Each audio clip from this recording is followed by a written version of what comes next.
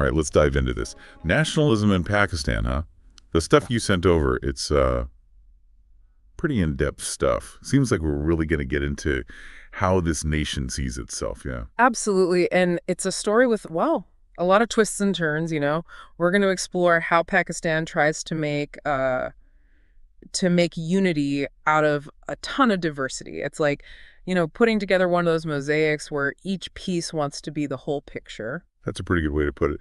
So we hear about Pakistani nationalism a lot. Pakistan was founded as this homeland for Indian Muslims, but it wasn't just like all Muslims suddenly deciding to be one nation. Even within Pakistan, you had so many different ethnic groups, different languages. Like the Punjabis, the Pashtuns, the Baluch, the Sindhi, each with their own long histories. Exactly. So you can see how that would be a challenge, right? Yeah. How do you create a national identity when the only thing everyone shares is their religion? That's a real tension.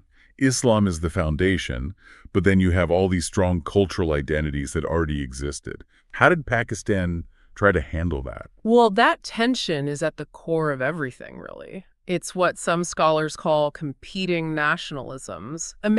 Think of a family, right? Everyone has the same last name. That's like their overall identity. But everyone in the family, they have their own personality, their own opinions.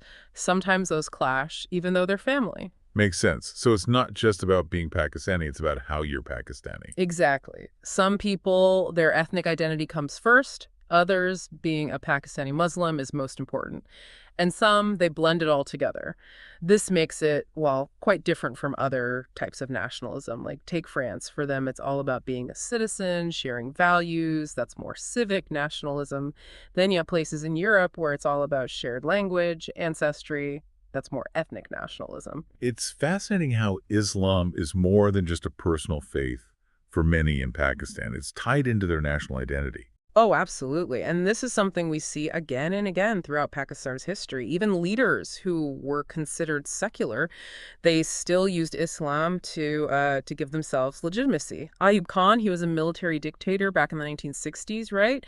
He put in place Islamic laws, used religious language. It was all part of solidifying his authority. It's like saying, I understand you.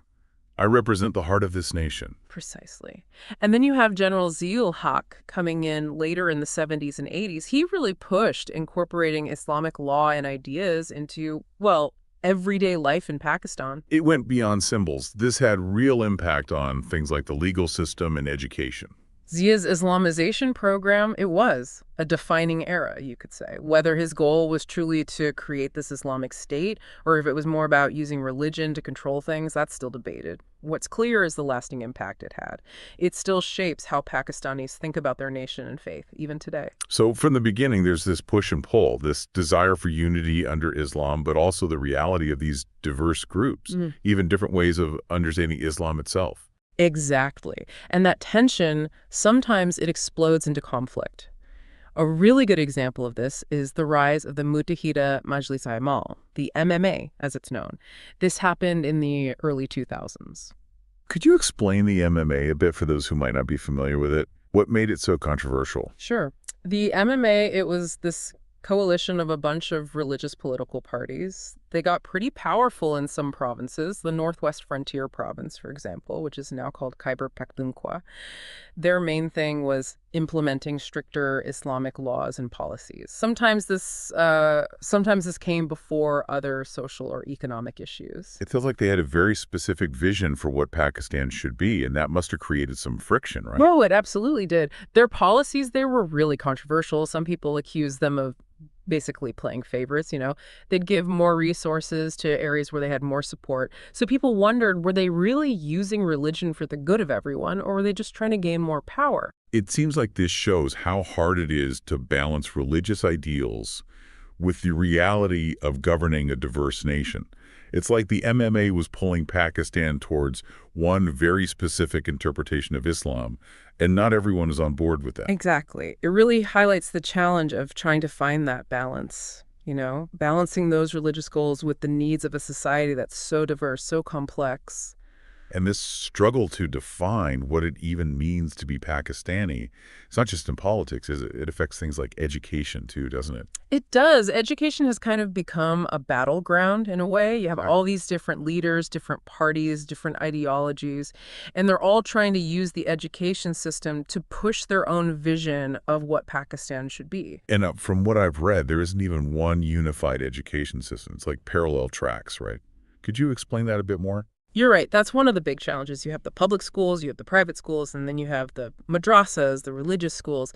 And each system, they teach different values, different ways of seeing the world, which just makes those social and ideological divides even deeper. So even in how children are taught, you see this struggle to find a unified national identity, right? All these different interpretations of culture, religion, belonging. It's a constant back and forth, and it's not always peaceful, you know. There was a single national curriculum that was launched in 2021. It was an attempt to make things more uniform, but it got a lot of pushback, especially from certain provinces. They felt like the central government was overreaching, taking away their autonomy. It's almost like trying to build a bridge, but starting from both sides, without agreeing on the design first. Each side is working towards the middle, but using different materials, different techniques. You have to wonder if they'll ever actually meet in the middle. That's a great way to put it. That's exactly the challenge Pakistan is facing. And it gets even more complex than that because we're not just talking about different approaches to education. We're talking about how these different visions of the nation actually play out in the lives of real people. I think it's time we got into those real-life experiences, though. We've been talking about concepts, competing nationalisms, the role of Islam, struggles in education. But what does it all mean for the people actually living in Pakistan? How does it affect their sense of belonging, their opportunities, their very identities? You're right. It's time to move from the theoretical to the concrete. And one of the best ways to do that, I think, is by looking at how these forces have affected women in Pakistan. That's definitely something I wanted to touch upon. I read that the push for Islamic law and social conservatism, especially during Zia's time, had a significant impact on women's lives. It's a complicated story and often a difficult one. Zia's policies were framed as promoting Islam and national identity, but for women, they often meant losing freedoms. Can you give some specific examples of how that played out? Sure. Take the Hudud Ordinance, for instance. It was introduced in the 1970s. These laws, they were presented as being based on Islamic principles, but they ended up being very problematic for women. It became almost impossible for a woman to get justice if she was, say, raped. They needed to provide 4 male witnesses, which in most cases, well, you can imagine, it was impossible. So these laws, they were supposed to be about Islamic values, but they actually ended up silencing women and pushing them further to the margins. That's exactly it. They became tools of control, limiting women's agency and preventing them from getting justice. It's striking how this connects back to those competing nationalisms. On the one hand, you have this vision of a unified Islamic Pakistan. But on the other hand, you have women, a huge part of the population, whose rights and freedoms are being restricted in the name of that very vision. It reveals these deep contradictions and complexities within Pakistani society. You're exactly right. And this tension is explored really well in the work of Kishwar Nahid, a Pakistani poet. Her poetry, it directly criticizes how religious nationalism is used to restrict women's lives. She gives voice to those who are often silenced, making us confront the human cost of these big overarching narratives. Including those voices is crucial for understanding Pakistan. Mhm. It's easy to get caught up in the big picture, the politics, the history. But it's the individual stories, the experiences of real people, that show us what's truly at stake. You're absolutely right. And speaking of individual stories, there's another group whose experiences really shed light on how difficult it is to create a unified national identity in Pakistan, the Muhajir community in Sindh. Muhajirs, right. I know little about them, but could you give some context for listeners who might not be familiar? Of course. The Muhajirs, they are descendants of Muslim migrants who left India during partition back in 1947. Many of them ended up in Sindh province. But becoming part of Pakistani society, it wasn't easy for them. What were some of the things they faced? Well, even though they shared a religious identity with most Pakistanis, the Muhajirs were often seen as outsiders by the native Sindhi population. They experienced discrimination, like in jobs and housing, and their cultural differences made that sense of being other even stronger. So even though they were Muslims seeking refuge in a Muslim-majority nation, they still hit barriers to acceptance and belonging. It seems this tension between overarching unity and these localized identities just keeps coming up, doesn't it? You've got it. The Muhajir experience shows that just sharing a religion isn't always enough to overcome cultural divides or create that sense of belonging. It shows how powerful ethnic identity can be and how that can make national unity really difficult. It's like those competing nationalisms we talked about playing out in real life. Hmm. The Muhajirs are definitely Pakistani, but they also have this distinct identity tied to their experience of migration and their cultural heritage. Exactly. And their story isn't unique either. There are other groups within Pakistan who feel pushed aside, their own identities kind of overshadowed by the main narrative of what it means to be Pakistani. For example, take the people of southern Punjab. I've heard southern Punjab has its own set of complaints. Can you tell us more about that? Yeah. Southern Punjab is a region that feels neglected, ignored by the central government. They feel left out when it comes to development, resources, even political representation. And this feeling of being marginalized economically and politically, it's led to resentment and a feeling of being disconnected from the rest of Pakistan. So even within a province, you have these divisions, these feelings of being left out, excluded from the national project. It's like those competing nationalisms aren't just playing out at the national level. They're happening within smaller regions and communities too. That's right. And this brings us to a really important point, which is this idea of ownership. One of the books you sent, it argues that a big obstacle to creating a truly unified Pakistani nationalism is this lack of ownership. Different groups, ethnic groups, religious groups, political groups, they've often put their own interests above the collective good. It's like everyone wants their own slice of the pie instead of working together to bake a bigger pie. Perfect analogy.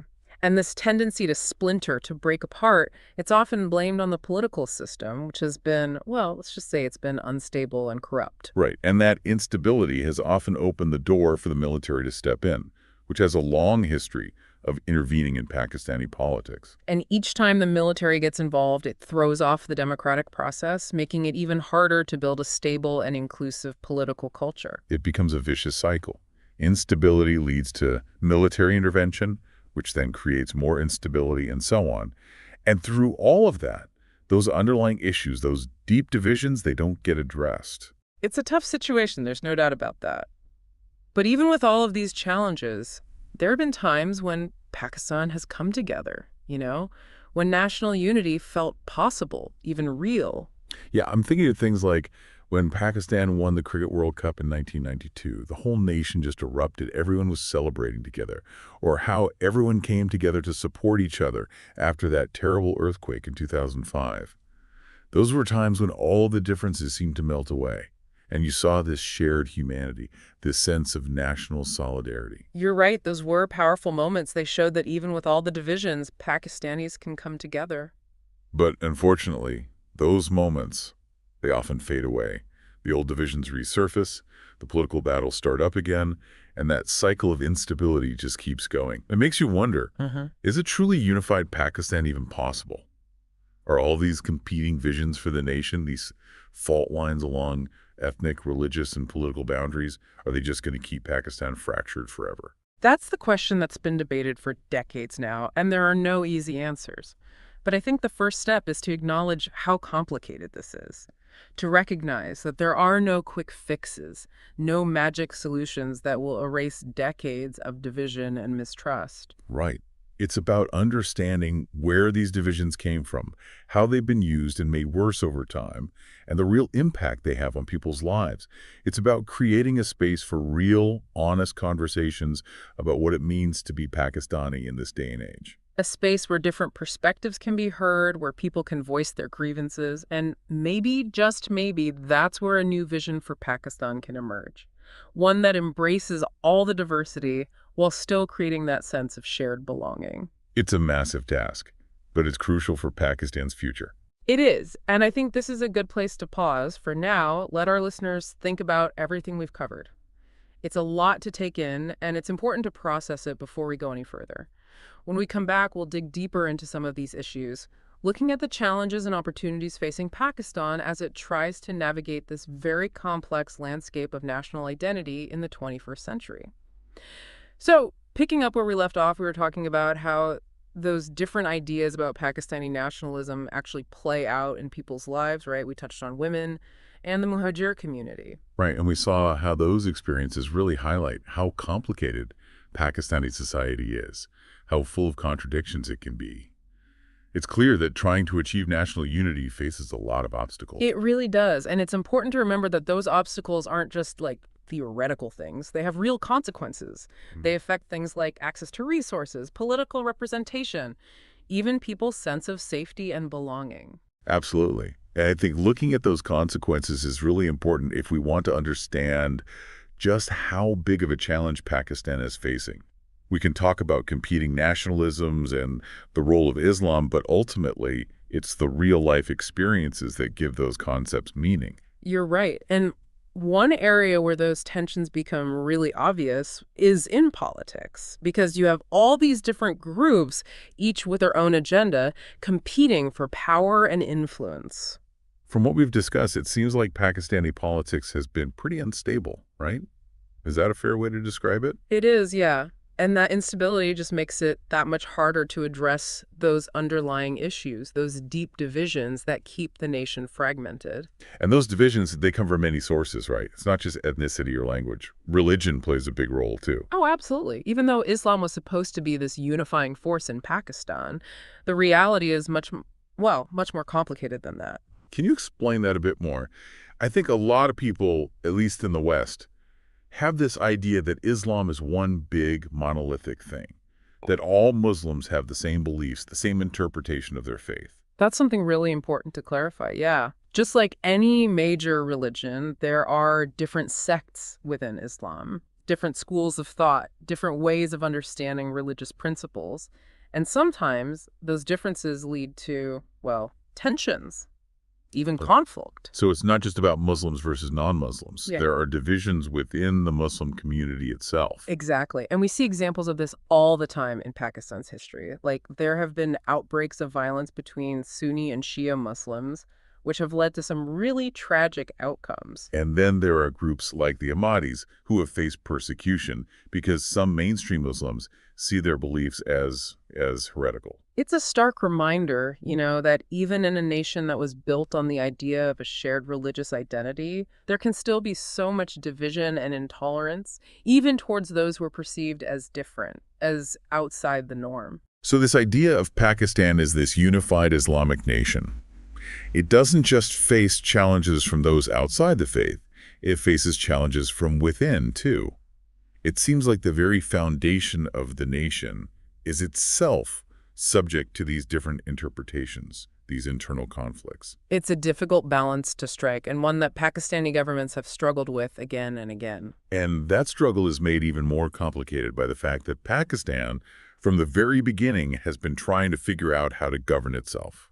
We've talked about the military's role, but there's also the question of democracy and whether it's really taken hold in Pakistan. That's a key point. This back and forth between military rule and civilian rule, it's a recurring theme throughout Pakistan's history. And every time the military steps in, it disrupts the democratic process, which just makes it that much harder to build a stable political culture that includes everyone. It's like taking 2 steps forward, then 1 step back. Just when it seems like democracy is gaining ground, the military steps in and resets everything. It reinforces this cycle of instability. Yeah, that's a good way to look at it. And this instability, it has ripple effects on so many aspects of Pakistani life.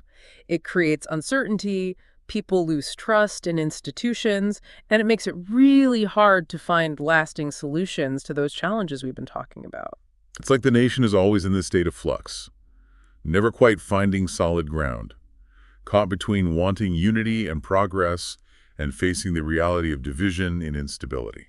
That's a really insightful observation, actually, and that sense of being in flux. It's reflected in how Pakistan has tried to figure out its place in the world.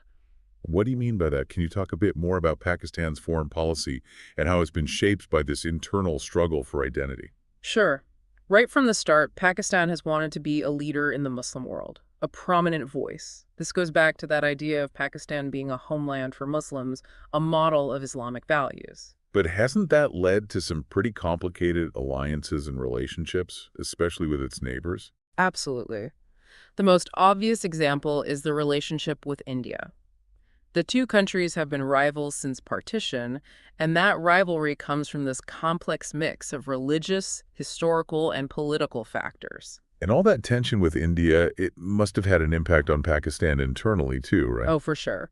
The conflict with India has often been used to justify military spending and to strengthen the military's role within Pakistan. It's also been used to stir up nationalist feelings and rally support for the government, even when there's internal conflict. It's that classic move, using an external threat to distract from problems at home. You could say that, yeah. But it's also important to remember that the threat from India is very real. They fought multiple wars, and the possibility of another one is something that Pakistani leaders constantly have to worry about. So Pakistan is in a really tricky spot. On one hand, it's trying to define itself as a Muslim nation, a leader in the Islamic world. But on the other hand, it's locked in this rivalry with a powerful neighbor, a rivalry that drains resources and makes those internal divisions even worse. It's a really difficult balancing act, and one that's probably going to continue for a while. And all of this is happening against the backdrop of a world that's constantly changing, right? The rise of new global powers, shifting alliances, the threat of terrorism. Pakistan has to deal with a lot of challenges that make this quest for unity and stability even harder. You're right. The world issues that Pakistan has to face. And how Pakistan handles those issues, it'll have a big impact, not just on Pakistan itself, but on the whole region. Definitely. Pakistan has a lot of potential. A young and growing population, a strategically important location, a rich cultural history. But to reach that potential, it has to find a way to overcome its internal divisions and build a more unified, cohesive national identity. And is that even possible after everything we've talked about? Mm-hmm. The history, the political instability, the deep societal divisions. Is there any reason to be optimistic about Pakistan's future? That's a question that only Pakistanis can answer, ultimately. But I think there's always hope in the human spirit, in that desire for a better future. And in recognizing that unity isn't about erasing differences.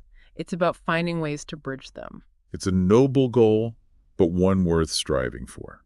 Because in the end, this isn't just about politics or territory. It's about creating a Pakistan where every citizen feels like they belong, where their rights are protected, where they have the chance to reach their full potential. That's a good way to put it. And to get there, it's going to take open, honest dialogue, a willingness to compromise, and a shared commitment to those principles of justice, equality, and human dignity. It's a tall order, but maybe it's not completely out of reach. I agree. And I think it's important to remember that even with all these challenges, there are signs of hope. There are people and organizations all over Pakistan that are working hard to promote peace, understanding, and social progress. Can you give us some examples? I think it's important for listeners to hear about the positive things happening, about those people who are working towards a better future for Pakistan. Sure, there are all these grassroots movements that are focused on empowering women, promoting interfaith harmony, pushing for greater social justice. And there are artists, writers, musicians who are using their voices to challenge stereotypes, to celebrate Pakistan's diversity, to inspire hope for a more inclusive future. Those are really encouraging signs. It shows that even with all the turmoil, there's this spirit of resilience within Pakistani society, this desire for change. Absolutely. And those efforts, even if they seem small, they're so important for building the foundation for a better Pakistan. It's a reminder that change often starts from the bottom up, with individuals and communities working together to create a better future. And speaking of the future, I think we should talk about the role of young people in shaping Pakistan's destiny. Yes, we haven't really talked about that yet. What kind of role do you see young people playing in this quest for national unity? I see them as a source of hope, a huge source of hope. Pakistan has a very young population, and those young people, they're growing up in a completely different world from their parents and grandparents. They're more connected, they have more information, and they're exposed to more viewpoints. Do you think that will lead to more tolerance, more understanding? I think it has the potential, yeah. Young people aren't as likely to be stuck in those old divisions and prejudices that have caused so many problems in Pakistan. They're more open to diversity, they value inclusivity, and they want to find common ground. That's an optimistic view, but it's one that I find really appealing. Because at the end of the day, the future of Pakistan is in the hands of its young people. It's their choice what kind of nation they want to build. You're right. And I believe they have the energy, the creativity, and the determination to build a Pakistan that is more just, more equitable, and more unified than the one they inherited. That's a hopeful note to end on. But before we get too carried away, I think it's important to be realistic. The challenges facing Pakistan are huge. They're deeply ingrained.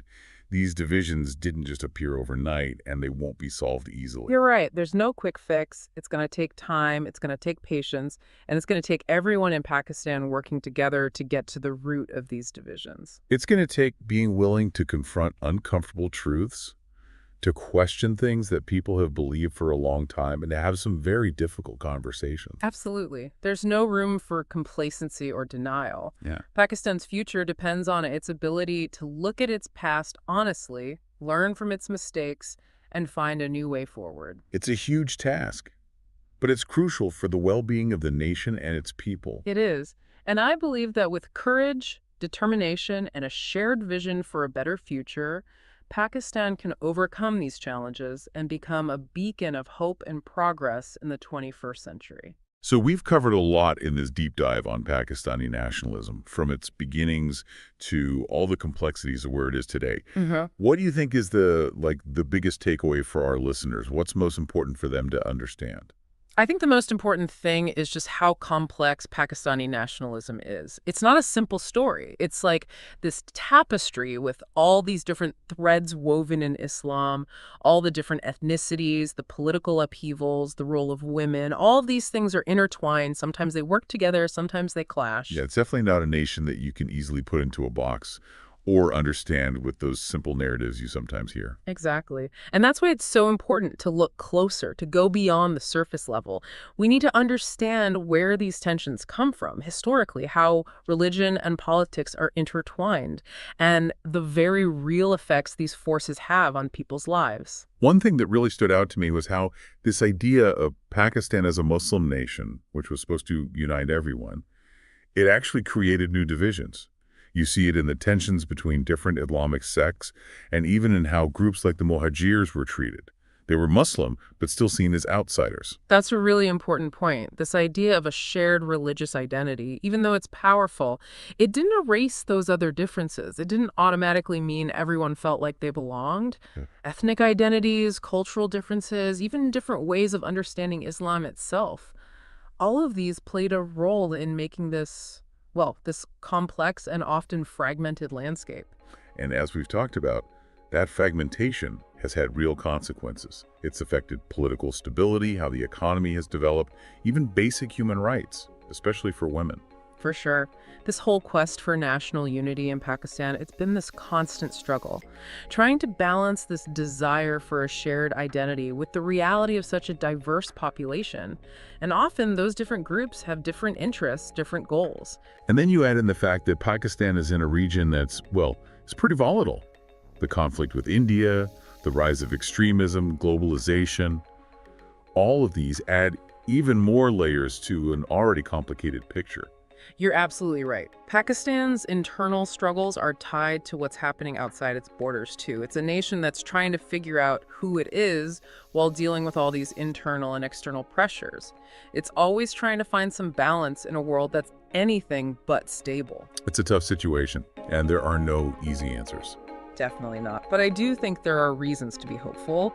Even with all the challenges, Pakistan has shown it's resilient. It has a really vibrant civil society, a middle class that's growing, and a lot of young people who are passionate about shaping their future. And as you mentioned before, that energy from young people, that could be a real driver of change. Sure. They're growing up in a world that's much more interconnected, exposed to different perspectives and ideas.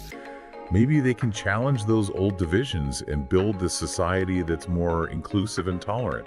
I think so too. And it's important for us to support them, to encourage dialogue, to promote education, to empower those who are working to make Pakistan better. So as we wrap up, what's a question we can leave our listeners with? Something that'll make them think, encourage them to keep learning about this topic, and really consider the complexities of Pakistani nationalism. How about this? Can Pakistan, with all its history of division and instability, create a future where it embraces its diversity? A future that guarantees equality for everyone and upholds things like democracy and human rights? It's a question without an easy answer, but it's one worth thinking about, because the future of Pakistan, and maybe even the whole region, depends on finding those answers. That's a really powerful question, and it's one that I think will stay with us long after this deep dive is over. I encourage all our listeners to keep exploring this, to find different perspectives, and to have those tough conversations about the challenges and opportunities facing Pakistan as it moves into the future. It's been great exploring this with you, really fascinating. Same here. And to all our listeners, thank you so much for joining us on this deep dive into Pakistani nationalism.